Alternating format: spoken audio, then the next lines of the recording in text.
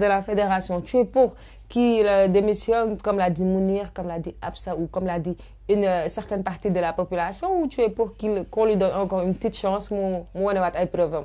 waaw mais journal bi juumul de parce que buy wax ni destin mi ngi ci loxoy fédération juumul parce que ñoom ñoo tënk xaatim contrat bi ak moom. Donc cela veut dire que destin Aliou Cissé mi ngi ci loxoy fédération sénégalaise bu football léegi nag li nekk ci contrat bi derrière yëpp ñun xamuñu ko bon peut-être que Aliou am na réussite am na loo xamante ni nii instauré na ko tey ci équipe nationale bu Sénégal à savoir discipline bi.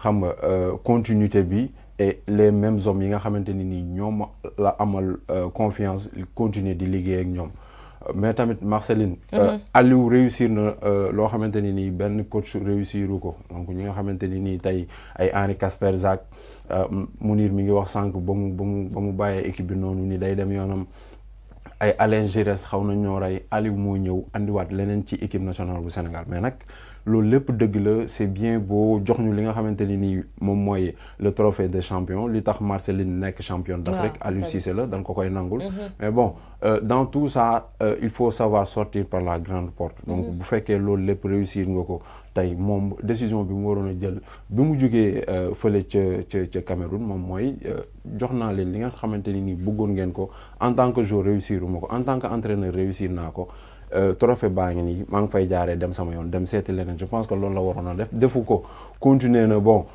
Sénégal fi ñu ko doon xaar tey moom mooy mu jëlaat le trophée parce que bu fekkee da nga jouer 3 matchs def carton plein 3 matchs 3 victoires donc nit ñi di la xaarandi final nga ñëw échouer en 8e de finale bon dafay nekk déception boo xamante ni nii Sénégalais yi ba léegi mënuñu koo digérer man daal su ma moom lu ma koy wax li Mounir wax laay wax rek moom mooy mu dem seeti leneen. lu Mounir ak Absa wax. et puis même parce que échec bi li tax mu gën a métti mooy c'est la manière avec laquelle on a perdu lamentablement.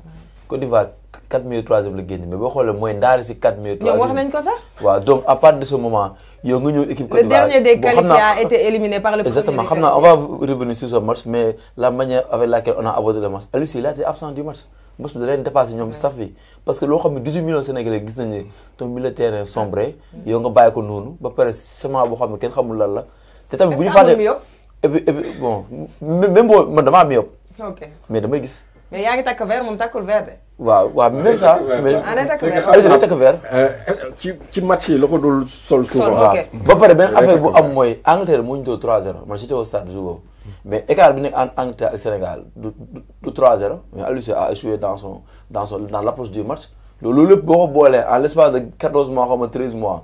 mais pour man na dem nga dem de waaw doyal nga.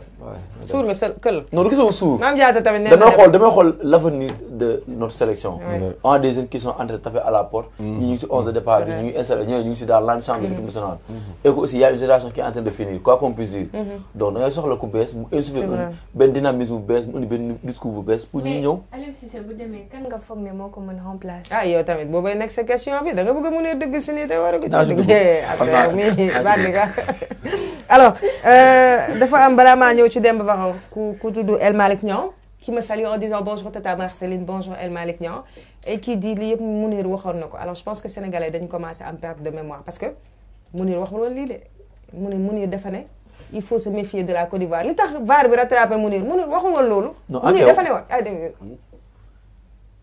ok léegi. si mooy tax àdduna de Demba Ba sa jàmm yi mooy tax léegi àdduna de. lu wax ko Mounir daa prédiroon défaite bi ah.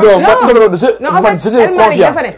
dafa ne Mounir dafa prédiroon défaite bi dafa ne woon il faut se méfier de la Côte d'Ivoire loolu El Malick wax et que la Côte d'Ivoire est une bête blessée donc il peut venir avec des surprises alors que c'était pas ça les propos de Mounir man de maa fi toog man ak coach Salamane qui m'a envoyé un message hier en me disant on a eu raison sur une couche de la population parce que ñun dañoo wax ni il faut se méfier de la Côte d'Ivoire mais on a eu beaucoup de gens qui nous ont clashé en nous disant que non yéen da ngeen négatif Sénégal moo mën Côte d'Ivoire 12 000 fois même un match n'est jamais gagné d'avance moi man côté boobu laa waxee donc je disais que un match n'est jamais gagné d'avance ak nit ki adversaire boo mënti am il faut se méfier de son adversaire ne pas penser que yaa ko mën téeméeri junni yoon xoolal tey li ñu dal même si ñoo ko mën téeméeri junni yoon c'est des problèmes yoo xamante ne indil nañu ko day mel ni lëg ak tortue rek lëg a trop négligé la tortue mu tëdd di nelaw tortue bi ñëw romb ko donc loolu taxoon ñun on se disait que dañu méfier Côte d'Ivoire alors Mounir nous sortait que non ñun Côte d'Ivoire c'est une bête blessée mais dañuy rend jéggi c'est les propos qu'il a sorti après Régis ngeen génneel ma loolu donc Mounir je te laisse Mounir armé woon na de.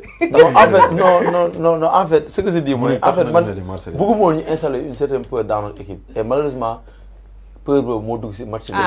moo ñu dab non si je l'ai dit moo dab coach bi moo dab. c'était pas la peur. parce que dama ne non ab yaa ngi woon fii. c'était pas la peur parce que dama ne Côte d'Ivoire certes muy jouer à domicile c'est une bête blessée mais nañ ko achever parce que tey on devait replonger très vite les Ivoiriens dans le doute on l'a fait avec un but magnifique à la 4e minute. waaw léegi su amoon peur est-ce qu'on allait commencer avec un but. ah non peur bi c'est installé après. après donc ça c'était pas une peur. concernant si les gens. peur bi mën na ñëw bi. non je veux dire que nous on l'a pas installé là. parce que c'était pas une peur. non nous on a juste dit de prendre ça en compte. non man je sais. je suis d'accord man je le dis mooy li ma doon wax ma ne ko ma ne loolu wax bu yàqu la. c'est ça kii en fait les gens ont pris en compte que ne Côte d'Ivoire mën na leen gagner. si bien sûr. c'est juste que ne. yaa la jëloo ko. non si jël na en compte. non fi muy waxee mooy que loolu noonu tu l'as en tête. tu l'as en tête. tu sais que parce que mun na yàgg na seetaan football seetaan na fi. c'est vrai ay Portugal fii nu mu génnee équipe yu bëri. donc scénario yii nii yëpp. day là en tête mais ce qu'il dit c'est que il veut pas mettre scénario élimination bi ci bopp ñëpp. ci bopp nit ñi. si j'étais pas là mais xam naa en fait j'ai pas besoin de déglu ko sax pour xam fu mu nar a xalaatee. déglu ma la j'ai pas besoin de déglu ko waxam pour xam fi mu war a. xoolal j'ai dit deux choses. xam naa ne que xam na football. les Anglais disent what doesn't kill you makes you stronger. ce qui ne vous tue pas vous rend plus fort. Max kay déglu. what doesn't kill you makes you stronger. ce qui ne vous tue pas vous rend plus fort Côte d'Ivoire daa gis dee. ressuscité comme on dit kii Cabriquet déjà moo ne craint pas couteau. Côte d'Ivoire dafa dee ñëwaat mais dafa dee ñëwaat te dee ñëwaat boobu dafay sóoraale Sénégal da ko ragal. yow bu la ragalee itam bu ko ragal parce que yow li nga ko imposé si 15 premières minutes boo ko tegaloon si 30 minutes nga jaxal match bi. mais da ngaa ñëw dugal après nga taxaw nga may ko confiance. mu déroulé sa kaw ma loolu moo ma metti. waaw mais est-ce que tamit c'était une peur est-ce que tamit c'était une mauvaise stratégie concernant le coach moo tax ñu Côte d'Ivoire mais les garçons étaient tétanisés combien de pertes de balles inhabituelles entre Lamine Camara et Pape Matar Sarr loo xam ne daanoo am. da nga xoolee foofu. Jacobs tamit keroog son match on peut revenir sur beaucoup de choses donc à partir de ce moment man je dis. non on va revenir sur le match waaw on va revenir sur le match. naa bàyyi dem war a wóyal après ñu ñëwaat si match bi. mais d'accord nga ni jour boobu on avait donné. non on avait fait dit aux Sénégalais de faire attention. non bien sûr moi je suis d'accord. merci beaucoup. merci tonton Wuri yow xamoon nga ni lii laa lay dencal yow xam nga sama jikko man plateau bi ñëpp xam nañ sama jikko man lii laa fi nekkee. non amul problème. alors non mais c'est mon frère ah bàyyi leen di ma jaxase ak Mounir c'est mon frère moom laa gën a moom moo gën a nekk sama frère que Souleymane yéen ay jaxasekat ngeen. alors yow sama jaam nga tey rek ma ray la yow. alors Demba par rapport ak li ñuy wax ci destin au sélectionneur Aliou Cissé que penses-tu de ce qu'ils disent est-ce que la fédération doit se détacher de Aliou Cissé ou lui il doit démissionner ou non on doit le conserver? J'ai pas un avis tranché pour plusieurs raisons parce que c'est tellement difficile en Afrique de choisir un sélectionneur parce que dafa bëri paramètres. dafa bëri paramètres c'est pas comme une sélection européenne parce que déjà quand tu prends la France l'Allemagne te mu ngi leen di commencer dal sax sélection yooyu noonu des fois dañuy am problème profil kan la ñuy jël parce que sélectionneur dafa métti tànn. waaw critères dañu bëri boo ñëwee nag Afrique da ciy bokk critère u xaalis. da ciy bokk critère u charisme. parce que yàgg nañu sonal maanaam ñuy am sax ñoo xam ne peut-être am nañ xam-xam. mais amuñu yenn charisme yi parce que benn Lamine Ndiaye mënoo ne amul xam-xam ci football. mënoo ne amul xam-xam ci football africain. même yenn entraîneur sorcier blanc yu ñu yoo xam ne sonal nañu mënoo ne carrément que amuñu woon xam-xam mais des fois dañuy am problème mu mën a téye groupe bi. donc chercher un entraîneur est hyper difficile. et boo fëggee fédération bi laaj leen dañ leen naan ñoom loolu la ñuy yàgg muslu. mooy war a toog war a jël sélectionneur wala tànn embarras du choix la ñuy am en fait du ñu mën a xam day métti ci ñoom. seen job la nag ñoom ñoo woote pour mën a kii nii donc instant bii nii loolu day upp seen bopp. naka la ñuy kii moo tax man j'ai pas un avis tranché mooy lan mais je veux pas également tamit des ci léthargie juste parce que dama ragal mooy lan mooy nekk après Aliou. waaw loolu du ma ko kii moo tax je suis entre les deux qu'il continue ba 2026 ça me dérangerait pas. Ça me dérangerait pas pourquoi parce que xam naa ne que échec bii nii pour man c'est un accident. Pour man c'est un accident parce que man au début Aliou bi muy ñëw sélection je le disais c'est un apprenti sélectionneur parce que formule bi ci El Hadj Malick Sy Souris laa ko njëkkoon dégg. mu wax ko et ça m'avait marqué ma ne il a raison nous on a pris un apprenti sélectionneur Aliou daf ci meroon sax parce que pour moi c'était très péjoratif mais moi je trouvais pas que c'était péjoratif je trouvais que c'était une description idéale parce que pourquoi parce que Aliou amagul woon expérience bu ngand il a été adjoint à Louan Cuiseaux après il a été entraîneur des U23 du Sénégal après loolu ñu jox ko équipe A donc kooku mooy amoo bagage bu bëri boo xam ne expérience pour mun a yore sélection parce que nekkul ci sa CV donc bi ngay ñëw tu apprends waaw léegi apprenti boobu noo xam nga boo nee Sénégal apprenti day métti mais ci suñu sélection la jàngee et il a bien appris il a bien appris parce que il a progressé ci chaque compétition tu sens que ne andi na lu bees et là c'est son premier échec waaw de très grands sélectionneurs ont connu des échecs on peut donner tamit ci ñoom mooy les arguments de ñoom Mounir ñi nga xam ne dañoo jàpp ne que instant bi non que dañoo jàpp ne que instant bi c'est fini dafa war a céder la place parce qu'il a atteint le plafond comme kii nu mu koy waxee moo boobu nag ak Bakary patron ak bëgg ne il a atteint ses limites waaw Bakary dafa bëgg phrase boobu noonu ak il faut ratisser large ça ce sont les Bakary ñu ngi lay jëw ci plateau bi mais la nettali lépp xam nga donc je comprends je les comprends dégg naa leen que ne joxe nañu ay exemple comme ay Belmadi xam nga boo naree ñëwaat di ko ñedd des fois ça peut être dur ay Joachim Low mais je peux également donner l'exemple de ki may gën a méngale Aliou Cissé muy Didier Deschamps am na accident boobu noonu mooy bi ko Suisse di dóor mu mën a Suisse 3-1 ba gars yi jàpp ne day dem parce que dooroon na Allemagne xam nga surclassé ko match de poule xam nga même bu nulé ak Portugal mais c'était un excellent match mu dem mën a Suisse 3-1 Suisse remonté ko yóbbu ko tir au but gagné ko boobu tamit en l'espace de ay 10 minutes 15 minutes gars yi dañoo tétanisé Suisse jaar seen kaw ñëw Deschamps a continué il est revenu il est allé encore en finale de coupe du monde et il a encore été prolongé ba mu war a yóbbuwaat encore kii nii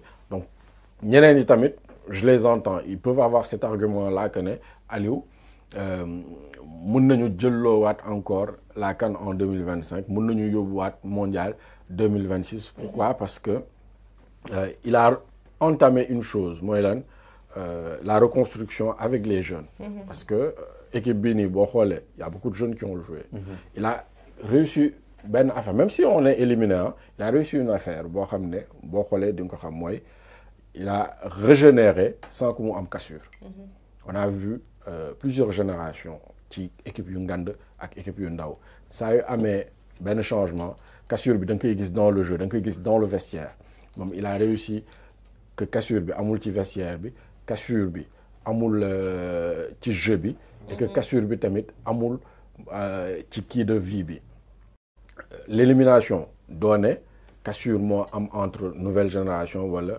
ancienne génération da nga naan mooy lan mooy que dafa nelaw benn instant nelaw googu noonu moo ñu andil élimination mooy erreur d'appréciation la pour man suñ bu ñu naree ñëwaat ci match bi dinañ ci ñëwaat erreur d'appréciation la mooy lan mooy que moom même il reconnaît que son équipe a joué bas il a plusieurs fois ci banc bi wax gars yi yëg leen mais il a pas fait li nga xam ne mooy tax équipe am yéeg parce que nit mun nga ko ñaax ba sonn tey boo jëloon yaawu jaal nga ñaax ko mënul dem daan Modou Lo ndax da nga ko ñaax rek. da ngay sous-estimer yaawu jaal.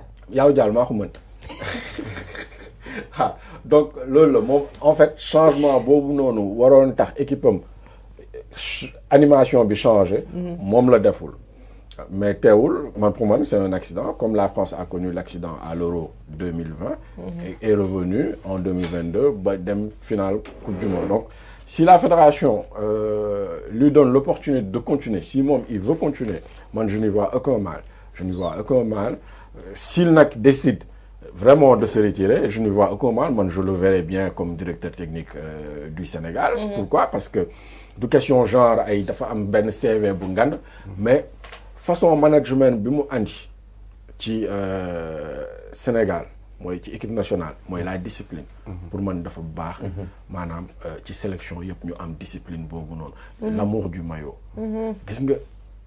mais xoolal kii bi mu réussir le fait que mosoo dégg benn coow kiiwu binational bu ñëw fii affaire yooyu noonu am na ay temps bu ñu pertee lan la ñuy njëkk a wax non binationaux yi ils n'ont pas mouillé le maillot. waaw Moussa Niakhaté bi raté pénalty bi kan moo mën a wax ne il a pas mouillé le maillot. personne coow loolu yëpp. dégg ki ñu gën a jooy kan la ki ñu gën a jooy si match bi Pape Gueye. c'est un binational. waaw loolu déggatoo ko. pourquoi il a réussi ça il a réussi à instaurer benn discipline benn amour du maillot amour du Sénégal amour de la patrie loolu daf ko andi donc pour man loolu mun na continuer s'il décide de se retirer ok mais s'il décide de continuer. et même dem ñi nga xamante ni nii tey dañ doon ñëw ci sélection bi yëpp di andi ay perturbations Aliou woowatu leen woon ñoom ñëpp la sanctionné. andi leneen beneen xar kanam ci équipe loolu tamit dañ ko koy waxal. donc man s'il décide de continuer je n'y vois pas d'inconvénient.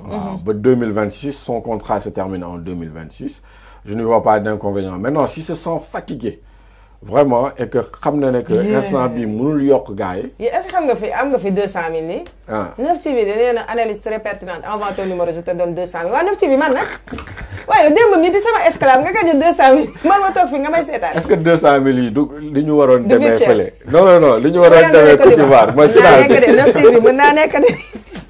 alors ñu ngi lay nuyuwaale. nee na elle est très différente de celle de Bakary et des autres. Donc il a suivi le plateau de Mbaye hier donc ton analyse est très différente de celle des autres yi nga xamante ne peut-être gisuñu xëy na le passé de Aliou Cissé même si ils disent oui il a bien fait mais duñ ci revenir pour nit yi di ko fàttaliku.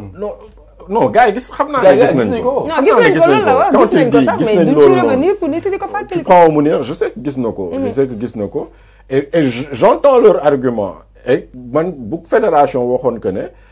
Il se sépare de Aliou Cissé pour moi du nekk scandale. waaw du nekk scandale mais xam naa ne que ñoom instant bii nii loolu day ub seen bopp. parce que lu ñuy kan la ñuy jël après. à la place il sera à la hauteur ou pas parce que c'est un truc hyper difficile de choisir un sélectionneur en Afrique. c'est vrai ba pare dem même clarifier deux choses. pour man la décision que Aliou Cissé arrêté sa sélection bi si moom la war a jógee. war a jógee si kii bi. si fédération xam nga tax. c'est un couteau à double tranchant. Effectivement. te bu fédération jëlee décision day libérer Aliou Cissé